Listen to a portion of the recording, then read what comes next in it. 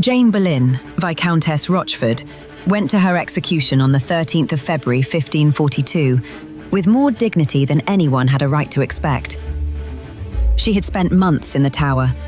She had lost her mind in there, completely and visibly, screaming and raving until the king's own physicians came to assess her.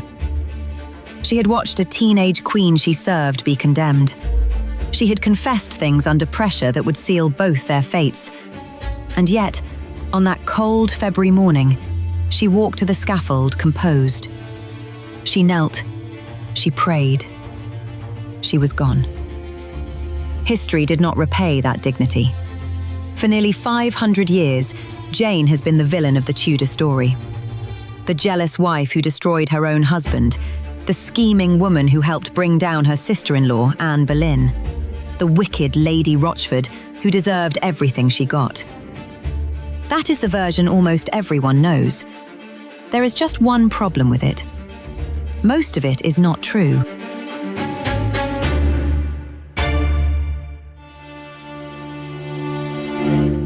Here is what nobody tells you about Jane. When her husband, George, was arrested and thrown into the Tower in May 1536, Jane was the only person in the entire court to write to him. One letter, asking how he was, promising to speak to the king on his behalf. George wrote back to thank her. That is not the behaviour of a woman who wanted her husband dead.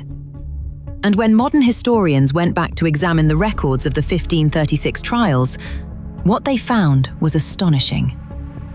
There is no documented evidence that Jane gave the damning testimony she was accused of giving. None. The story that she accused George and Anne of incest was built almost entirely on accounts written decades after the fact, by men who had never met her, working from rumour and assumption and, frankly, a need to explain away what Henry VIII had done without blaming Henry VIII. Jane Boleyn may have been the most convenient scapegoat in Tudor history, and the full story of what actually happened to her, how she was used, what it cost her, and what Henry VIII did when she was no longer useful, is one of the darkest things I have ever come across in this period. Stay with me.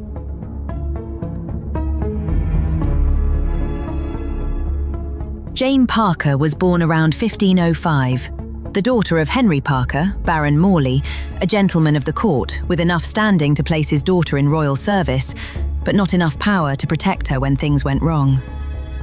She arrived at court around 1522, probably around 14 years old, joining the household of Katherine of Aragon. It was there that she first encountered Anne Boleyn.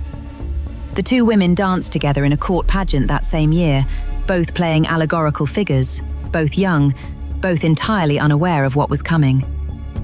They moved in the same circles, served the same queen, and by all accounts had a perfectly workable relationship. The idea that they were enemies from the start is a story that came much later, invented to make the ending make sense. Around 1525, Jane married George Boleyn. The match made sense on paper.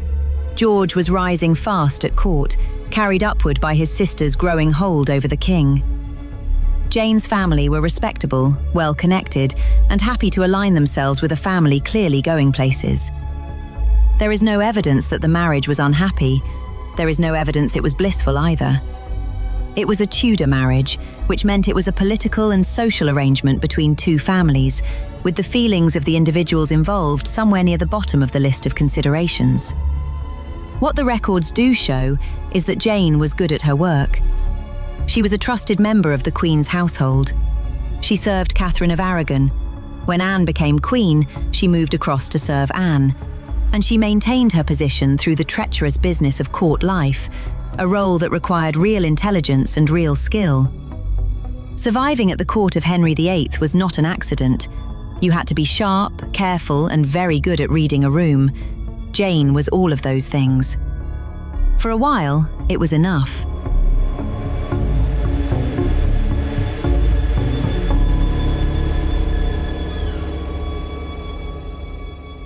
By early 1536, Henry VIII was done with Anne Boleyn.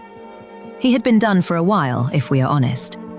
The great love affair that had reshaped the entire religious landscape of England, that had broken a marriage, fractured a church, and cost Thomas More and Bishop Fisher their heads, had curdled.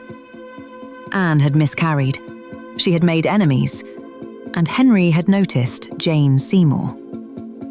What happened next was not spontaneous.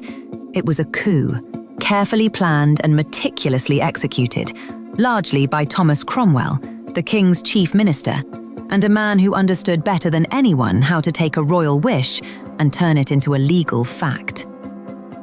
In April 1536, a musician named Mark Smeaton was arrested. He confessed to adultery with the Queen. He was almost certainly tortured into it.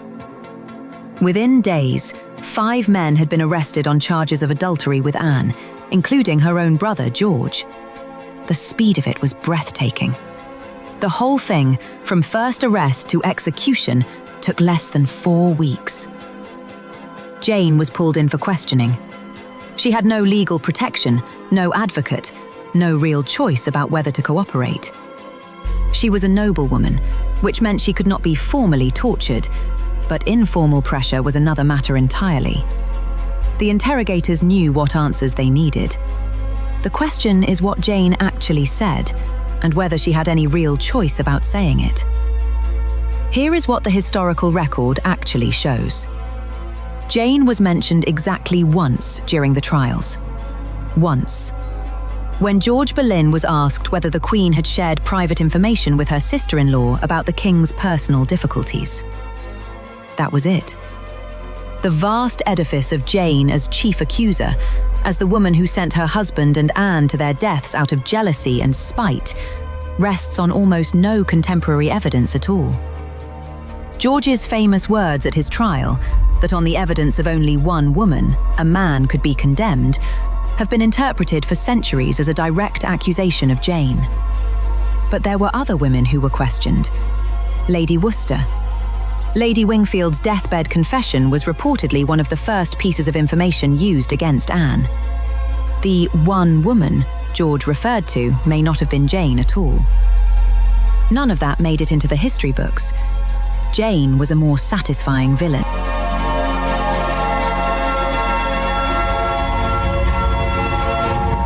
George Boleyn was executed on the 17th of May, 1536. Anne, 2 days later. Jane was a widow, stripped of income and status overnight, her husband's estates forfeited to the crown. Whatever she had felt, whatever she had or had not done, she now had to survive in a court that had just destroyed her entire family circle. She wrote to Thomas Cromwell. She asked for help. The letter has been held up as evidence of her complicity, proof that Cromwell was rewarding her for services rendered. But look at it from where Jane was standing. She was a woman alone in a system that offered women almost no independent means of support. Cromwell was the most powerful man in England after the king. Writing to him was not evidence of a deal. It was the only rational move available to her. She was back at court surprisingly quickly, serving Jane Seymour, then Anne of Cleves, then Katherine Howard. Each queen needed ladies-in-waiting, women who knew the rhythms of court life, who could be trusted to be discreet and capable. Jane was all of those things. She kept her head down. She did her job. She survived. Until Katherine Howard.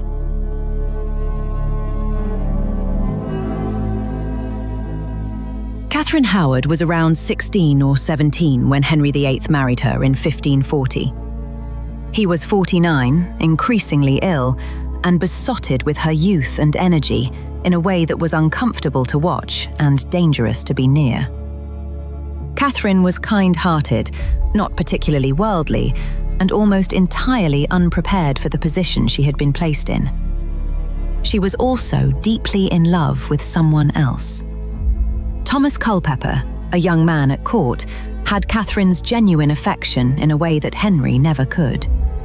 And Jane Boleyn, whether out of loyalty to Katherine or misguided sympathy, or simply the inability to say no to a queen who was also her employer, began helping them meet.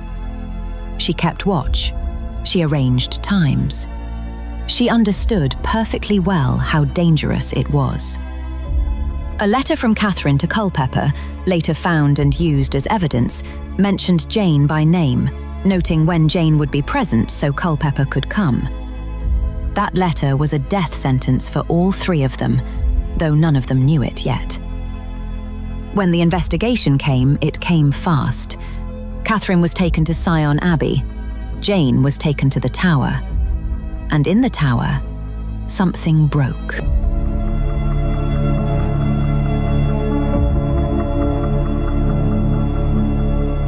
Three days after her imprisonment, Jane Boleyn suffered a complete mental collapse. The Imperial Ambassador, Eustace Chapuis, reported it directly, describing what he called a fit of madness, a state in which her mind was entirely affected. She was not performing. She was not playing for sympathy. By every contemporary account, Jane had genuinely lost her grip on reality inside the Tower and was in a state of severe psychological crisis. Think about what that Tower represented for her. She had watched her husband walk into it 6 years earlier and never come out. She had built her entire post-1536 existence on being careful, being useful, being invisible enough to survive. And now here she was, in the same walls, facing the same fate. The mind apparently had limits. Henry sent his own physicians to treat her, not out of compassion. The record is clear on this. He needed her well enough to stand trial and be executed. She was too important a witness and too visible a figure to simply die in a cell from a breakdown. But there was a legal problem. English law at the time did not permit the execution of someone who was mentally unwell. It was a protection that had existed for centuries, rooted in the basic principle that a person had to be of sound mind to be held fully responsible for their actions.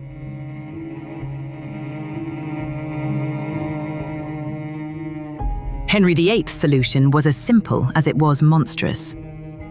He changed the law.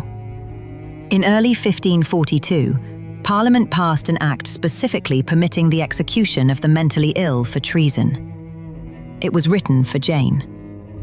There is no polite way to say that. The most powerful man in England looked at a woman who had lost her mind in his prison, decided she was still useful to him as a public example, and rewrote the legal framework of the country to make sure he could kill her. She recovered enough, eventually, to stand before the council. She confessed. Whether that confession was fully voluntary, fully understood, or the product of a mind still fragile from months of crisis, nobody can say with certainty. She said what was needed, and the machinery moved forward. Katherine Howard was executed first, on the morning of the 13th of February 1542. She was probably 17 or 18 years old. Jane followed shortly after, on the same scaffold, on the same morning. Witnesses described Jane as composed. She spoke clearly. She acknowledged that she deserved to die, which was the expected form of words at a Tudor execution, the script you followed if you wanted your family to be safe afterwards. She prayed. She did not break down. She did not rage or weep or beg. The woman who had screamed in the Tower was gone. What was left was someone who had made her peace, in whatever way was available to her, and was choosing to end with dignity. She was buried in the chapel of St. Peter ad Vincula inside the Tower of London. Close to George, close to Anne. The family she had been accused of destroying, in the end, was the family she was buried beside.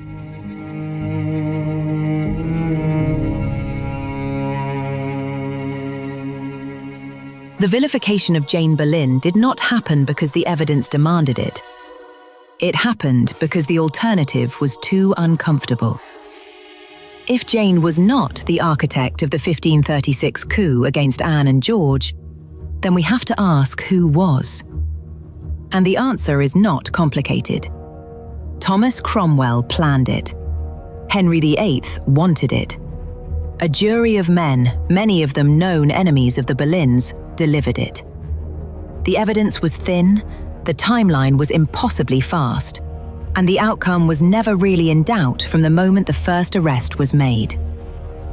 That is a story about men in power doing brutal things to consolidate more power. It is not a story that needs a female villain at its center. But for a very long time, history preferred the version with one. Jane was useful in death, as she had been in life. Someone needed to carry the blame. Someone needed to be the reason Anne and George died, other than the king who ordered it. Jane was there. She was female. She was a widow with no powerful family left to defend her reputation. She was perfect. And so the myth was built. Piece by piece, decade by decade, by writers who had never met her, working from rumour and margin notes and the deep-seated assumption that a woman at the centre of a scandal must have been its cause. The actual Jane Boleyn, as best we can see from the surviving records, was a competent, intelligent woman who navigated one of the most dangerous courts in European history for 20 years. She made one catastrophic mistake with Katherine Howard, a mistake born more of loyalty than malice. And for that mistake, in a tower that held her husband's ghost in every stone, her mind gave way. Henry VIII changed the law to execute her anyway. She walked to the scaffold and did not give him the satisfaction of seeing him fall apart. That is not the story of a villain.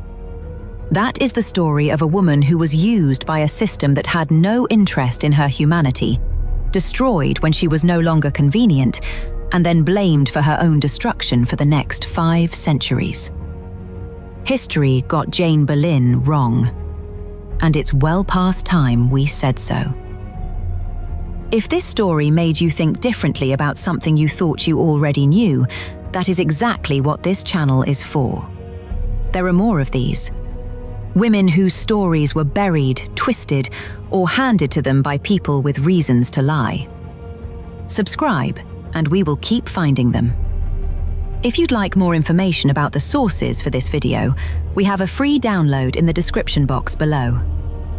Thank you for watching.